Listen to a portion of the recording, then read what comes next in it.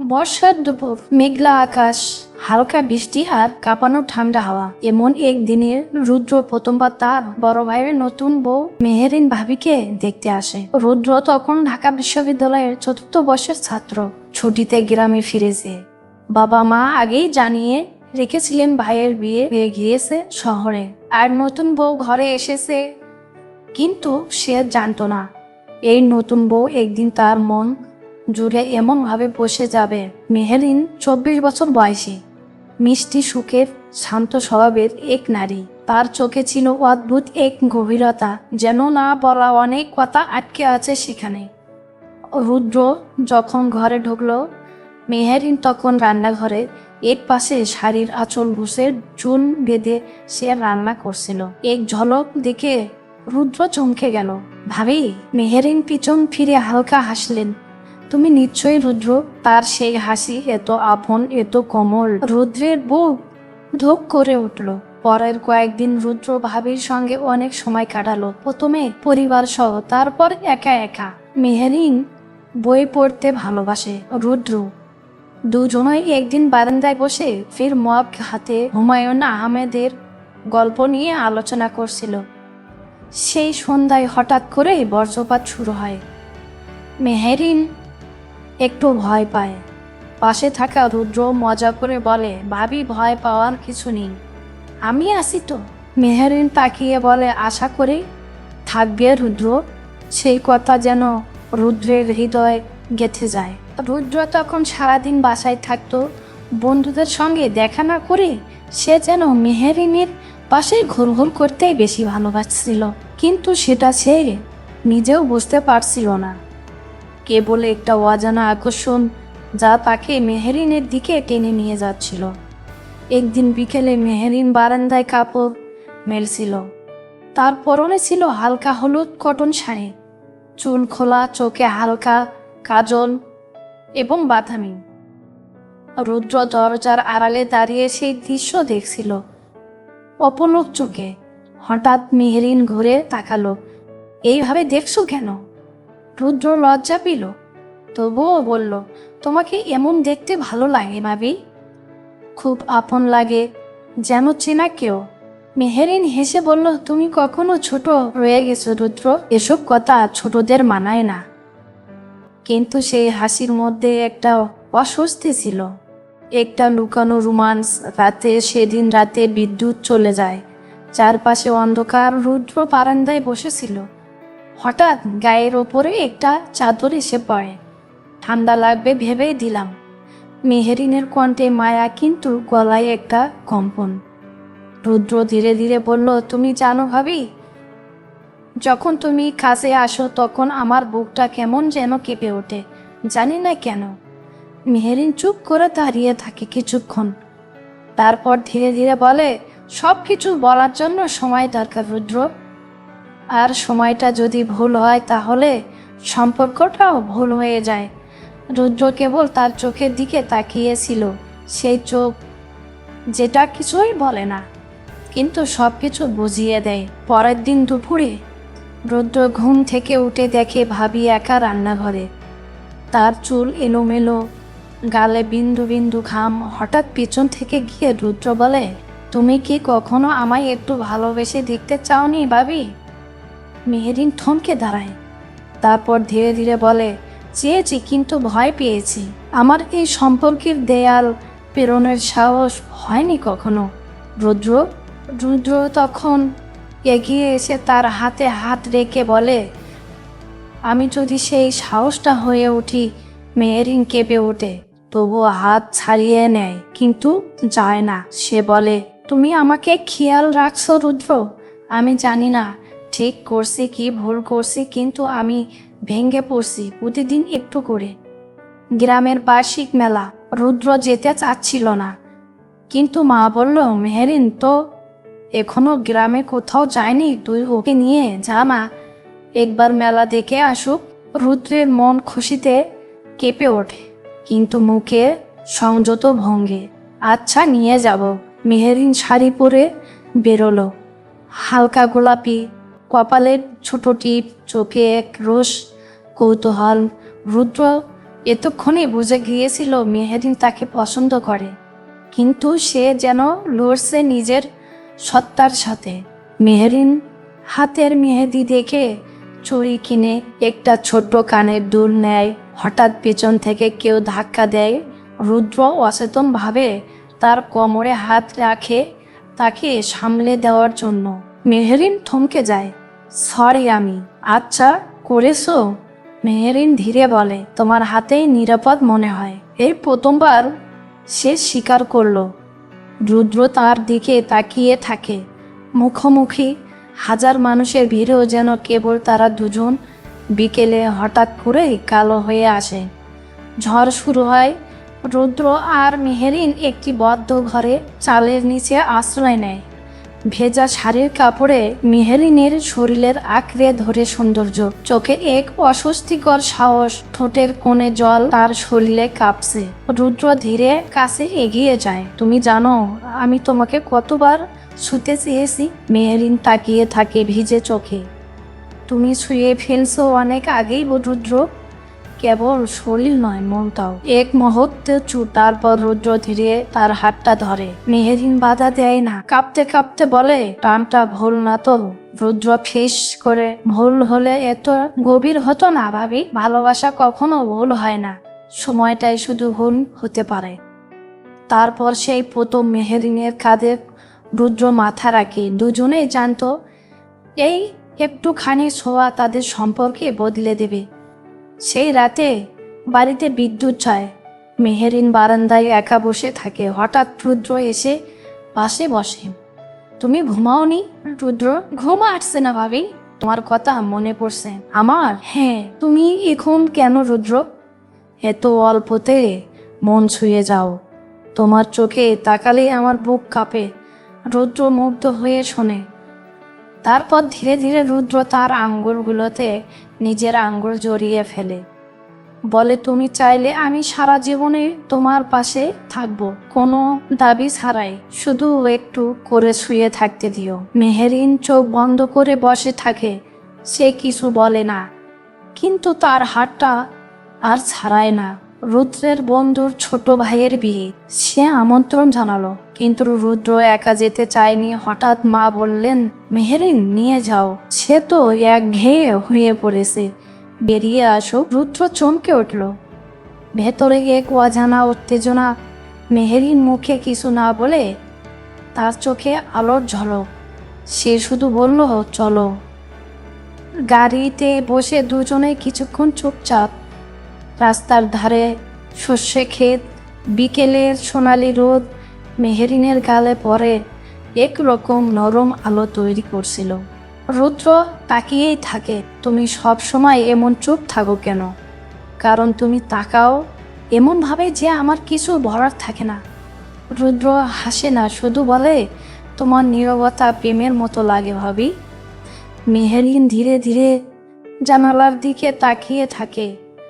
হাওয়ায় তার চুল উড়ছে, চোখে কোণে এক ঝলক অনুভব। বিয়ের অনুষ্ঠান শেষ হতে অনেক রাত। হঠাৎ খবর আসে রাস্তা কাদা, গাড়ি যেতে পারবে না। গ্রাম্য অতিথি ঘরে তাদের থাকার ব্যবস্থা হয়। ছোট্ট একটি ঘর, একটি মাত্র খাট, বাইরের দরজা টিনের বাতাসে কাঁপছে। মেহেরিন চুপ করে বসে। রুদ্র পাশে বসে, ফিসফিস করে কি যেন বলে। এই ঘরটা তোমার মতো নির্জন, অভিভূত করে। মেহেরিন ধীরে বলে, আমাদের এমন একসাথে থাকা ঠিক নয় রুদ্র। তোমার চোখ কি বলে, সেটা কি ঠিক? মেহেরিন রুদ্রের দিকে তাকিয়ে থাকে। ধীরে ধীরে বাতিটা নিভে যায়, আলো যায়, কিন্তু চোখে আলো জ্বলে ওঠে। রাত্রি গভীর, বৃষ্টির শব্দে চারদিক কাঁপছে। রুদ্র আর মেহেরিন পাশাপাশি শুয়ে, চাদরের নিচে দুজনের নিঃশ্বাসের শব্দ খুবই কাছাকাছি। রুদ্র হঠাৎ বলে, তোমাকে ছোঁয়ার ইচ্ছে হচ্ছে, শুধু একটুখানি, চিরজীবনের মতো মনে রাখার জন্য। মেহেরিন চোখ, তার ঠোঁট কাঁপে। রুদ্র ধীরে তার মুখের কাছে আসে। মেহেরিন চোখ বন্ধ করে, হঠাৎ তার ঠোঁটে এক নরম চুম্বন, নীরব, গভীর, স্পর্শহীন থেকেও স্পর্শ করা। চুমোর পর দুজনেই চুপ। মেহেরিন বলল, এটা যদি ভুল হয় তাহলে আমি আর কিছু সঠিক চাই না। রুদ্র তার কপালে ঠোঁট রাখে, বলে, ভালোবাসা মানেই তো তোমার মতো কাউকে ছুঁয়ে চুপ করে পাশে থাকা। পরের দিন তারা ফিরে আসে, কিন্তু কিছু বলে না। কিন্তু কিছু বদলে গেছে। রাতের সেই মুহূর্ত যেন এখনো চোখে ভাসে দুজনের। কিন্তু বাড়ি ফিরে তারা দেখে বড় ভাই মেহেরিনের স্বামী বদলে গেছেন। চোখ এক ধরনের সন্দেহ। তোমরা কি একসাথে খুব ভালো সময় কাটিয়েছো? হ্যাঁ, মেহেরিন ধীরে বলে, ভালো ছিলাম। কিন্তু তার ভেতরে তখনও রাতের সেই চুম্বর উষ্ণতা রয়ে গিয়েছে। বাড়ি ফিরে আসার পর থেকে কিছু একটা বদলে গিয়েছে। মেহেরিন আগের মতো ছিল না, তবে সেটা কারো চোখে পড়তো না। সে এখন আর আগের মতো নিজের গলায় সেঁদুর দেখে চোখ বন্ধ করে না, বরং আয়নায় তাকিয়ে নিজের ঠোঁটে সেই চুম্বনের ছায়া খুঁজে বেড়ায়। রুদ্র যেন ঘরের মধ্যে অস্থির হয়ে ওঠে। মেহেরিনের ছায়া ছাড়া যেন এখন আর কিছুতেই মন বসে না। একদিন রাতে খাবার টেবিলে বড় ভাই সৌরভ হঠাৎ বলে উঠল, তুমি আর রুদ্র অনেক ক্লোজ হয়ে গিয়েছো। না মেহেরিন। মেহেরিন চমকে উঠে তাকায়। মানে ওই ভাই বোনের বন্ধনটা একটু বেশি গভীর হয়ে যাচ্ছে বোধ হয়। মেহেরিনের গলা শুকিয়ে যায়, কিছু বলতে চায় না বা বলতে পারে না। রুদ্র পাশে দাঁড়ানো, চোখে আগুন। সে কিছু না বলেই বেরিয়ে যায় বাড়ি থেকে। রাতে মেহেরিন একা বারান্দায় দাঁড়িয়ে, বাতাসে চুল উঠছে। হঠাৎ পেছন থেকে রুদ্র আসে। তুমি কাঁদছো ভাবি? তুমি দেখো না আমি এখন আর দেখতে পারি না ভাবি, কেবল অনুভব করি। মেহেরিন বলে, আমি আজকাল নিজেকেই চিনতে পারি না রুদ্র। তোমাকে চাইলেও ঠেকাতে পারি না। আমি তোমার ভাবি, কিন্তু আমি তো শুধু তোর কাছে এক নারী হয়ে যেতে চাই না। মাঝে মাঝে বিকেল থেকে আকাশ ঘন কালো সন্ধ্যা নামতে শুরু হয়, প্রবল ঝড়, বিদ্যুৎ চলে যায়, টিনের চালা কেঁপে ওঠে। সবাই যার যার ঘরে ঢুকে পড়ে। রুদ্র তার ঘরে মোমবাতি জ্বালিয়ে বসে। বাহিরে দরজা ঠকঠক করে। দরজা খুলে সে চমকে ওঠে। মেহেরিন দাঁড়িয়ে ভিজে শাড়ি গায়ে লিপ্টে আসে, মুখে ভয় আর চোখে কেমন একটা অজানা আকাঙ্ক্ষা। তুমি কেন এসেছো? কারণ এই ঝড়ের চেয়ে বেশি কাঁপছি আমি ভেতরে। একা থাকতে পারছি না, আর তোমাকে ছাড়া আমি নিজেকে আটকে রাখতে পারছি না। রুদ্র কিছু বলে না, কেবল ধীরে দরজা বন্ধ করে দেয়। মেহেরিন কাঁপছে। রুদ্র তার গায়ে চাদর দেয়, বলে, তুমি জানো আজ তুমি এলে মানে কিছু একটা বদলে যাবে। মেহেরিন ধীরে ধীরে তার কাঁধে মাথা রাখে, বলে, আমি বদলাতে চাই রুদ্র। আজ আমি কেবল তোমার মেহেরিন হতে চাই, কোনো সমাজের কোনো সম্পর্কের না। রুদ্র ধীরে তার মুখের কাছে মুখ নিয়ে যায়। দুজনের নিঃশ্বাস একসাথে মিশে যায়। এইবার আর শুধু চুম্ব নয়, এইবার দুই শরীর একে অপরকে খুঁজে নেয়। চাদরের নিচে মোমের আলোর এক অকৃষ্ট দীর্ঘ নিঃশ্বাস, একটা স্পর্শ, একটা মিশে যাওয়া। একটি রাত, বা কেবল প্রেমের নয়, স্বীকৃতির, ভাঙ্গনের আর মুক্তির। সকালের আলোয় মেহেরিনের রুদ্রের বুকের উপর মাথা রেখে যা শুয়ে। সকালের আলোয় মেহেরিন রুদ্রের বুকের উপর মাথা রেখে শুয়ে। বাহিরে পাখি ডাক ভিজে মাটির গন্ধ। রুদ্র চোখ খুলে মেহেরিনকে দেখে। তুমি কাঁদছো? মেহেরিন ধীরে বলে, এটা কান্না না রুদ্র, এটা মুক্তি। রুদ্র মৃত হাসে, বলে, তাহলে এখন আমি কি দেবর, প্রেমিক নাকি স্বামী? মেহেরিন বলে, তুমি আজ থেকে শুধু আমার, আর কিছু না। পরবর্তী পর্বে থাকবে সমাজ জানে ফিরে তাদের সম্পর্ক। শ্বশুর বাড়ির চাপে মেহেরিন নেওয়া হয় শহরে। রুদ্র একা পড়ে যায়, হৃদয় ভাঙ্গা। 1 বছর পর হঠাৎ মেহেরিনের চিঠি সে ফিরে আসে। তাদের সম্পর্ক আর গোপন থাকে না। কেউ একজন দেখছে সেই ঝড়ের রাতে মেহেরিন রুদ্রের ঘরে ঢুকতে। শুরু হয় কানাঘুষো, ফিস ফাস অভিযোগ। শাশুড়ি একদিন রুদ্রকে দেখে বলে, তুই কি পাগল হয়ে গিয়েছিস রে বাবা? ভাবির দিকে তাকানোর সাহস তোর হয় কি করে? আমি তাকাইনি মা, আমি ভালোবেসেছি।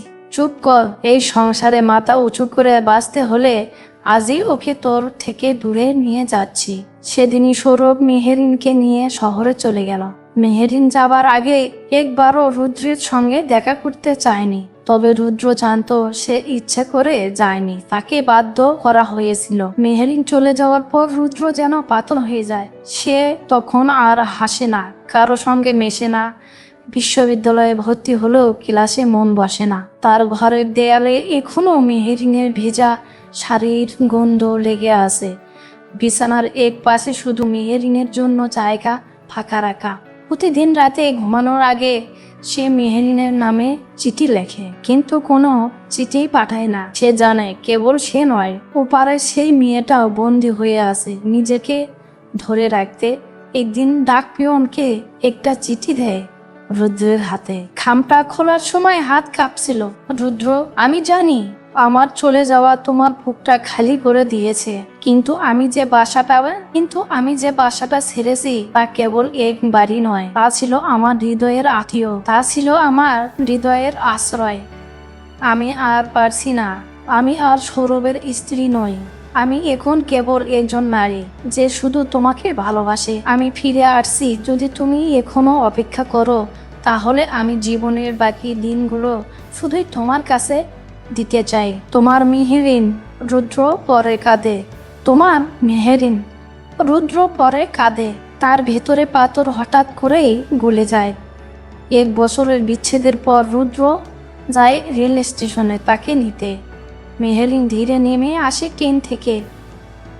একটা সাদা শাড়ি, কপালে ছোট টিপ, চোখে অল্প কাজল, কিন্তু হাতে ছায়া নেই, শুধুই আলো। রুদ্র এগিয়ে আসে, বলে, তুমি এসেছো? মেহেরিন বলে, আমি ফিরিনি রুদ্র, আমি এসেছি চিরদিনের জন্য। তারপর দুজন একে অপরকে জড়িয়ে ধরে। লজ্জা নেই, ভয় নেই, সমাজ নেই, শুধু দুটো মানুষ। তারা একে অপরকে হারিয়ে আবার খুঁজে পেয়েছে। মেহেরিন তখন আর কারো ভাবি নয়, সে এখন রুদ্রের প্রেমিকা, সঙ্গিনী, সাহস। তাদের ভালোবাসা আর সমাজের বিরুদ্ধে গিয়ে এক জয়গান। সেখানে সম্পর্কের নাম নয়, মনের টান। এই সব তাদের গল্প এখানে শেষ হয় না। তাদের জীবন শুরু হয় নতুন পরিচয়ে, যেখানে তারা একে অপরকে নিয়ে বাসে, ভালোবাসে, কাঁদে, হাসে এবং প্রতিদিন নতুন করে একটা গল্পের চিঠি লেখে। তো বন্ধুরা, আমাদের এই গল্পটি ভালো লাগলে চ্যানেলটি সাবস্ক্রাইব করে